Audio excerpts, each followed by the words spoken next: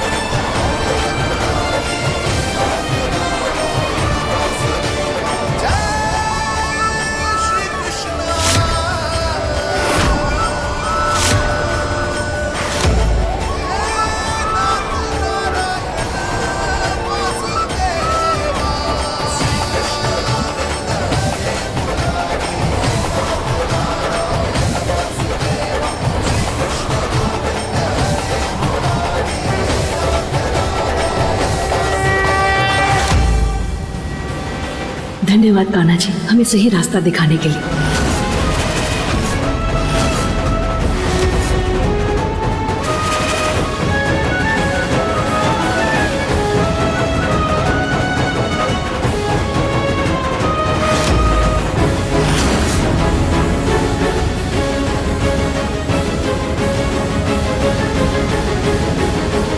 सत्यानाश, सब गुड़ गोबर हो गया। अभी अलग से चौथी लाइन बने, इससे पहले हमको यहाँ से फुर हो जाना चाहिए।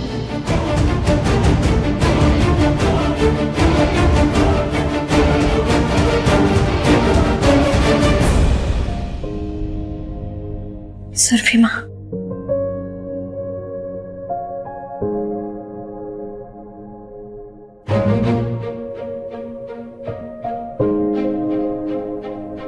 बहन जी, ये जो गलती हमसे हुई है उसके लिए हम आपसे माफी मांगना चाहते हैं। नहीं भाई साहब, इसमें आपका कोई दोष नहीं है। असल में गलती तो हमारी है, माफी हमें मांगनी चाहिए। ये सब जो कुछ भी हुआ वो सब हमारी वजह से हुआ है। ना हम समदन जी की मांगों को सहमति देते और ना बात यहाँ तक पहुँचती। वही हुआ जो लिखित था, किंतु एक चीज अच्छी हुई, जो कुछ भी होने से पहले गलती को सुधार लिया गया। आप सबसे विनती है, हमारे आपके बीच जो कुछ भी हुआ उसकी खबर दीदी को नहीं पहुंचनी चाहिए, वरना हम इस रिश्ते को कभी स्वीकार नहीं करेंगे। अरे दादा, तो चलता सब इनकी दीदी जी का है, तो फिर ही काहे चौधराइन बनी फिर रही हैं? अब तो हमारे सीधा निशाने पर नंदिनी की बड़ी मां रहेंगी। सुरभि माँ, आप किसी चीज की चिंता मत कीजिए। अब ये रिश्ता कोई नहीं तोड़ सकता, कोई भी नहीं।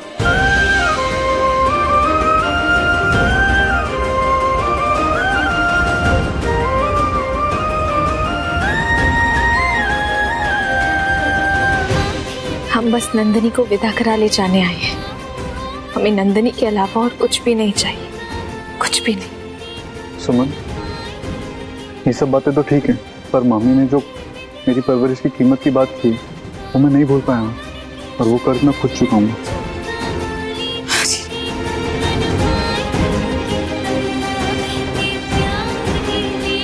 भाई, आज मामी ने पहली बार कड़वी बात थोड़ी ना की है।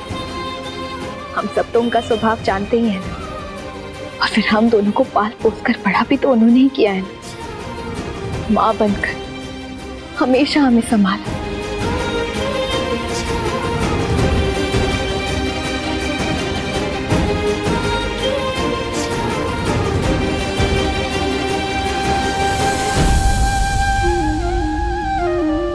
कर्ज कोई चुका पाता है क्या?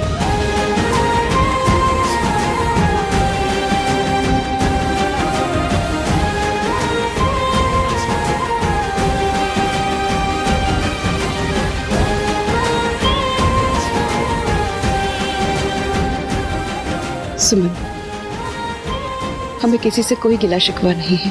परवरिश से ही संस्कार आते हैं और तुम्हारे संस्कारों से पता चलता है कि तुम्हारी मामी ने तुम्हें कितनी अच्छी परवरिश दी है। तुम्हारी मामी की जुबान भले ही कड़वी होगी, लेकिन उनके मन में किसी के लिए मैल नहीं है। सच बोल रही हैं। हे भगवान, हमारी तो मती मारी गई थी। पता नहीं कौन सा पाप हमारे माथे पे सवार हो गया था जो हम लालच में अंधे हो गए थे। देखो मिथिलेश जी, उनके रहने का इंतजाम आप उस हवेली में करवा देना। हो गया है बाबूजी। सब ठीक है ना अंशुमन? जी जी दादी। अरे सौरभ, वेलकम वेलकम। अरे तुम तो एकदम वक्त पे आ रहा। जी आओ, नमस्कार। आइए आइए, पधारिए। अरे नहीं नहीं, ठीक है बेटा, ठीक है। दादाजी। अरे खुश है बेटा, खुश।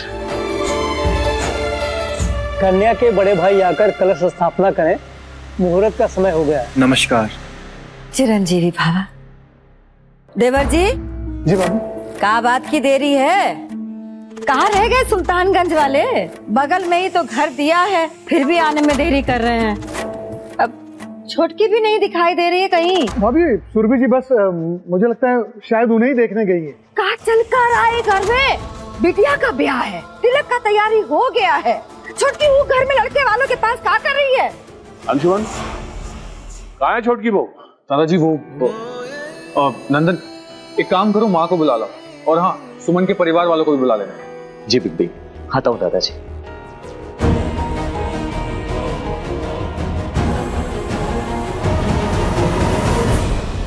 इतना भी नहीं सोचे कि अपने लालच की वजह से अपने बच्चों के भविष्य में आग लगा रहा। क्या कर रही हैं आप? अरे ऐसा मत करिए। अरे नहीं, रुकिए रुकिए, अरे रुकिए, गलती हुई हमें।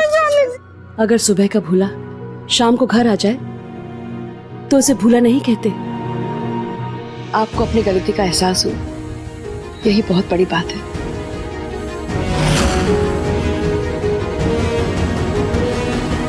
पता नहीं हम अपने पापों का प्रायश्चित कैसे करेंगे।